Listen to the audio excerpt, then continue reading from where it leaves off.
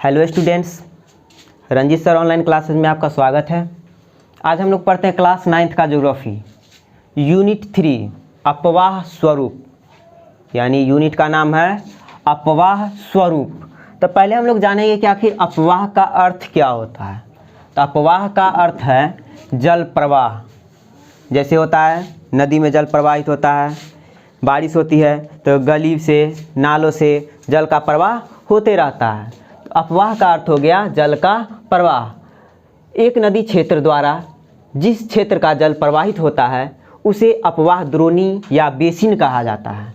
अब पूछा जाएगा कि अपवाह द्रोणी या बेसिन क्या होता है, तो कहेंगे एक नदी क्षेत्र द्वारा जिस क्षेत्र का जल प्रवाह होता है उसे अपवाह द्रोणी या बेसिन कहा जाता है। उसके बाद है जब कोई ऊंचा क्षेत्र जैसे पर्वत हो गया, उच्च भूमि हो गया, ये दोनों निकटवर्ती अपवाह द्रोणियों को एक दूसरे से अलग करती है, तब ऐसी उच्च भूमि जल विभाजक कहलाती है। यानी जब पहाड़ पर से या पर्वत पर से जल नीचे गिरता है तो ऐसा थोड़ी ना होता है कि वो एक ही सीध में बहते चला जाता है, कभी किसी दिशा में बहता है, कभी किसी दिशा में बहता है। इसलिए विभिन्न यानी अलग अलग दिशा में ये बहते रहता है। तो किसी भी अपवाह तंत्र का विकास वहाँ की भू आकृतियों से निर्धारित होती है। यानी वह आखिर कितनी ऊंचाई से नीचे गिर रहा है उससे हमको पता चलता है। अब भू आकृति के आधार पर भारत की नदियों को 2 वर्गों में विभाजित किया गया है। पहला है हिमालय की नदियाँ, दूसरा है प्रायद्वीपीय नदियाँ। तो पहले हम लोग जानेंगे कि हिमालय की नदियाँ क्या होती है। पहले हम जानेंगे कि हिमालय की नदियाँ क्या होती है। तो हिमालय की अधिकांश नदियाँ 12मासी अथवा अस्थायी होता है, यानी ये सालों भर वैसे ही रहती है। उसके बाद सिंधु एवं ब्रह्मपुत्र जैसे भारत की प्रमुख नदियाँ हिमालय से निकलती है। अब पूछा जाएगा कि सिंधु नदी एवं ब्रह्मपुत्र नदी कहाँ से निकलती है, तो हिमालय से निकलती है। उसके बाद है विश्व की सबसे बड़ी अपवाह बेसिन अमेजन नदी की है। अब पूछा जाएगा कि विश्व की सबसे बड़ी अपवाह बेसिन या अपवाह द्रोणी कहाँ की है, तो अमेजन नदी की है।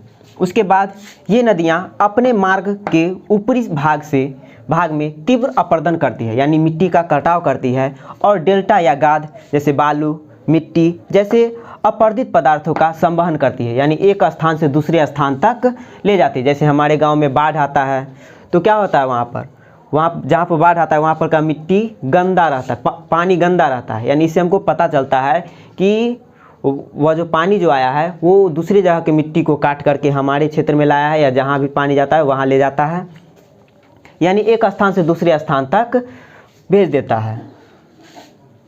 उसके बाद है प्रायद्वीपीय नदियाँ। तो प्रायद्वीपीय नदियाँ, यहाँ की अधिकांश नदियाँ मौसमी होती है, यानी मौसम के आधार पर बदलती रहती है।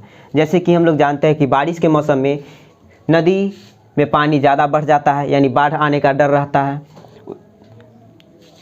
उसके बाद बंगाल की खाड़ी में गिरने वाली नदियाँ द्वारा डेल्टा और अरब सागर में गिरने वाली नदियों द्वारा ज्वारंदमुख या एस्चुअरी का निर्माण होता है। यानी बंगाल की खाड़ी में जो नदियाँ गिरती है वो, और डेल्टा या अरब सागर में नदियाँ गिरती है, सो उससे मिलने से क्या बनता है, ज्वारंदमुख या एस्चुअरी का निर्माण होता है। हम अपवाह स्वरूप के बारे में जान लिए, अपवाह स्वरूप का अर्थ क्या होता है उसके बारे में जान लिए, और उसकी भारत की प्रमुख नदियां कौन कौन सी है उसके बारे में जान लिए। अब हम लोग अगला टॉपिक है सिंधु नदी। तो सिंधु नदी के बारे में हम लोग अब जानने की कोशिश करेंगे। पहला पॉइंट है सिंधु नदी भारत की विशालतम नदियों में से एक है। यानी सिंधु नदी जो है भारत की सबसे बड़ी नदियों में से एक है। सिंधु नदी तिब्बत के समीप मानसरोवर झील से मिलकर दक्षिण पश्चिम की ओर बहती हुई भारत में जम्मू कश्मीर के लद्दाख जिले में प्रवेश करती है। यानी सिंधु नदी कहाँ से निकलती है और कहाँ जाके प्रवेश करती है, तो सिंधु नदी तिब्बत के समीप मानसरोवर झील से निकलती है और दक्षिण पश्चिम की ओर बहती हुई भारत में एक जगह है जम्मू कश्मीर, उसका एक जिला है लद्दाख, जिसमें जाके प्रवेश कर जाती है।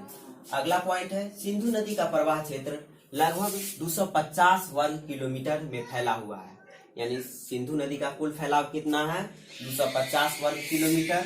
सिंधु नदी में मिलने वाली नदियां जास्कर, नुब्रा, श्योक तथा हैजी है जो सिंधु नदी से जाकर मिल जाती है। अब पूछा जाएगा कि सिंधु नदी से मिलने वाली प्रमुख नदियां कौन कौन सी है, तो जस्का, नुब्रा, श्योक तथा हैजी जो सिंधु नदी से आकर मिलती है। लद्दाख में सिंधु नदी गार्ज का निर्माण करती है। सिंधु नदी क्या करती है, लद्दाख में गार्ज का निर्माण करती है जिसे गिलगिट गार्ज कहते हैं। हिमालय से निकलने वाली इस नदी की लंबाई लगभग 2900 किलोमीटर है। अब हम लोग सिंधु नदी के बारे में जान लिए। अब नेक्स्ट है गंगा नदी। अब हम लोग गंगा नदी के बारे में जानते हैं। तो गंगा नदी की मुख्य धारा भागीरथी की उत्पत्ति हिमालय स्थित गंगोत्री हिमानी के गोमुख से हुआ है। पूछा जाएगा कि गंगा नदी का निर्माण कैसे हुआ है, तो गंगा नदी का निर्माण हुआ है गंगा द्वारा उसकी सहायक नदियों द्वारा लाई गई मिट्टी से हुआ है। इस अगला पॉइंट है कि इस नदी की लंबाई 2525 किलोमीटर है। पूछा जाएगा कि गंगा नदी की कुल लंबाई कितनी है, तो 2525 किलोमीटर। गंगा एवं ब्रह्मपुत्र नदी बंगाल की खाड़ी में गिरने से पूर्व एक विशाल डेल्टा का निर्माण करती है। गंगा नदी जो है ब्रह्मपुत्र नदी एवं बंगाल की खाड़ी में गिरने से पहले एक डेल्टा का निर्माण करती है। इस डेल्टा का नाम सुंदरवन का डेल्टा है। पूछा जाएगा सुंदरवन का डेल्टा क्यों कहा, इसको सुंदरवन का डेल्टा क्यों कहा जाता है, क्योंकि गंगा एवं ब्रह्मपुत्र नदी बंगाल की खाड़ी में गिरती है और गिरने से पूर्व एक विशाल डेल्टा का निर्माण करती है, इसलिए इसे सुंदरवन का डेल्टा कहा जाता है। अरावली से सुंदरवन तक मैदान की लंबाई 1800 किलोमीटर है। पूछा जाएगा कि अरावली से सुंदरवन तक का मैदानी क्षेत्र कितना है, तो 1800 किलोमीटर। हिमालय की अनेक नदियां जैसे में हो गया यमुना, घाघरा, गंडक, कोसी आदि अपने जल को गंगा में उत्सर्जित करती है। यानी हिमालय से जो अनेक नदियां निकलती है वो कहाँ जाके उत्सर्जित होती है, तो गंगा में। कहता है इसके अतिरिक्त केंद्र उच्च भूमि से निकलने वाली नदियां जैसे में सोन नदी गंगा में जाकर मिल जाती है। फरक्का के समीप गंगा नदी दो भागों में बंट जाती है। अब अगला पॉइंट है ब्रह्मपुत्र नदी। तो ब्रह्मपुत्र नदी के बारे में अब हम लोग जानेंगे। तो ब्रह्मपुत्र नदी की उत्पत्ति तिब्बत में स्थित मानसरोवर झील से हुई है। पूछा जाएगा कि ब्रह्मपुत्र नदी का निर्माण कैसे हुआ है, तो ब्रह्मपुत्र नदी की उत्पत्ति तिब्बत में स्थित मानसरोवर झील से हुआ है। इसकी लंबाई 2900 किलोमीटर है। इस नदी का उद्गम क्षेत्र तिब्बत एक शीत एवं शुष्क क्षेत्र है। यानी यह ब्रह्मपुत्र नदी का उद्गम स्थान कहाँ है, तो तिब्बत है। यह एक शीत एवं शुष्क क्षेत्र है, यानी ठंडा प्रदेश है, जहां नदी के जल में सिल्ट की मात्रा नगण्य होती है, यानी 9 के बराबर पाया जाता है। ब्रह्मपुत्र नदी को तिब्बत में सांग, पोक और बंगाल में जमुना के नाम से जाना जाता है। पूछा जाएगा कि ब्रह्मपुत्र नदी को तिब्बत में किस नाम से जाना जाता है, तो सांगपो और बांग्लादेश में जमुना के नाम से जाना जाता है। कहता है इसका अधिकांश प्रवाह क्षेत्र सिंधु की भांति ही है। ब्रह्मपुत्र नदी का जो अधिकांश प्रवाह क्षेत्र है किसके भांति है, तो सिंधु के भांति है। भारत से बाहर स्थित है। यह सिंधु नदी जो है भारत से बाहर स्थित है। यह उत्तर में हिमालय के समानांतर प्रवाहित होकर नामचा बरवा शिखर के समीप अंग्रेजी में यू आकार की मोर बनाकर अरुणाचल प्रदेश में गर्ज का निर्माण करती है। उसके बाद है इसे यहाँ स्थानीय भाषा में दिहांग के नाम से जाना जाता है। यानी ब्रह्मपुत्र नदी को स्थानीय भाषा में दिहांग के नाम से जाना जाता है। कहता है असम के समीप बूढ़ी, दिहांग या दिसांग, कपोली, लोहित, केनुला एवं अन्य सहायक नदियां दक्षिण से बहकर ब्रह्मपुत्र नदी में मिल जाती है। और हिमालय से आकर हिमालय मिलने वाली सहायक नदियों में हो गया सुबनश्री, कामेंग, धनश्री, मनस और तिस्ता। ये सब नदियां क्या करती है, ब्रह्मपुत्र नदी के साथ बहने में सहायता करती है। उसके बाद है यमुना नदी। तो यमुना नदी महान हिमालय के यमुनोत्री हिमानी से निकलकर 1375 किलोमीटर की दूरी तय कर इलाहाबाद के निकट गंगा में मिल जाती है।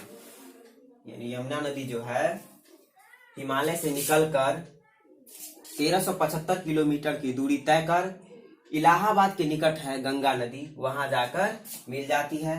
अब इसकी सहायक नदियां कौन कौन सी है? इसकी सहायक नदियां हो गया चंबल, बेतवा, केन आदि, जो इसके दाहिने तट से आकर मिल जाती है। उसके बाद अगला पॉइंट है घाघरा नदी, गंडक नदी, कोसी नदी, नर्मदा नदी, इस सब की नदी के बारे में हम पढ़ेंगे।